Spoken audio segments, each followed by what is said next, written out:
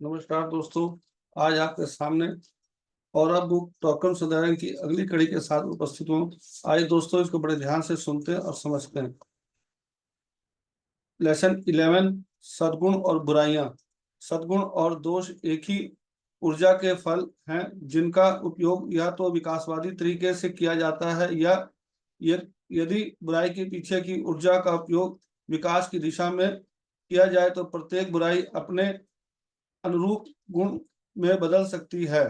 बुराइयां या गुण हमारी आभा का रंग निर्धारित करते हैं।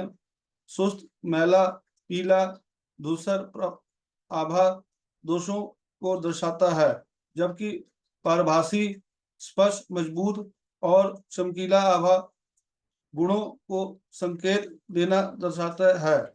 जैसे जैसे गुणों में त्रिगुणात्मक व्यक्तित्व शामिल होता है, आभा और अधिक गौरवशाली हो जाती है और इसका विकिरण और चुंबक इसकी उपचारात्मक, ज्ञानवर्धक और मजबूत करने वाली शक्तियों से बढ़ता है।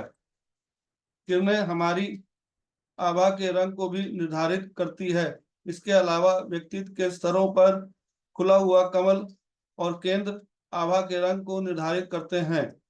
स्वाभाविक रूप से मानव आत्मा का रंग धीरे धीरे हावी हो जाता है और अन्य रंगों का रंग बन जाता है। जैसे जैसे मानव आत्मा आगे बढ़ती है और कमल प्रकट होता है, आप आभा को 12 रंगों वाले इंद्रधनुष में बदलते हुए देखते हैं। प्राचीन लेखों में इस इंद्रधनुष को मनुष्य की महिमा कहा गया था।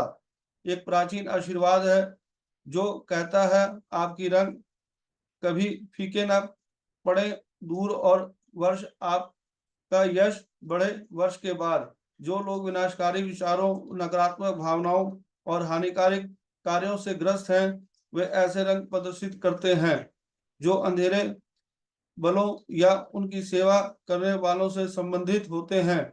ऐसे रंग व्यक्ति को मनोवैज्ञानिक, शारीरिक और यहाँ तक कि सामाजिक रूप से प्रभावित करते हैं।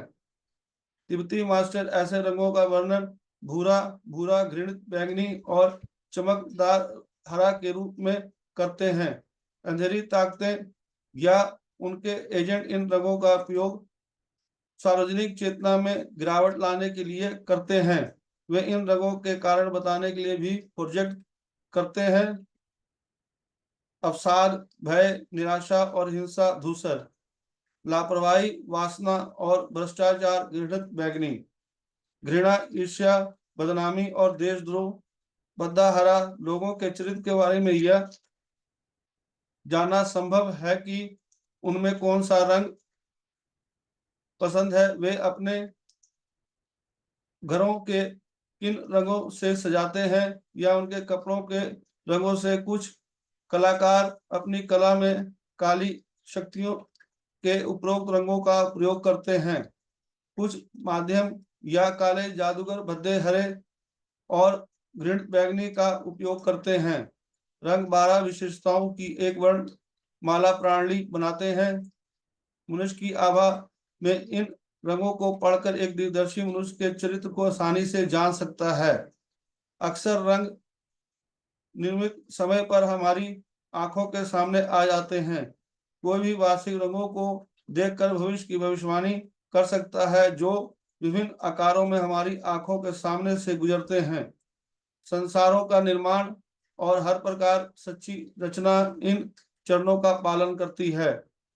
आवाज, रंग, रूप, ध्वनि या स्वर मानसिक स्वर से संबंधित है और जिन लोगों को उच्च मानसिक स्तर पर रहने का अवसर मिला, वे कुछ उन्नत संगीत के संगीतकार और कलाकार होंगे।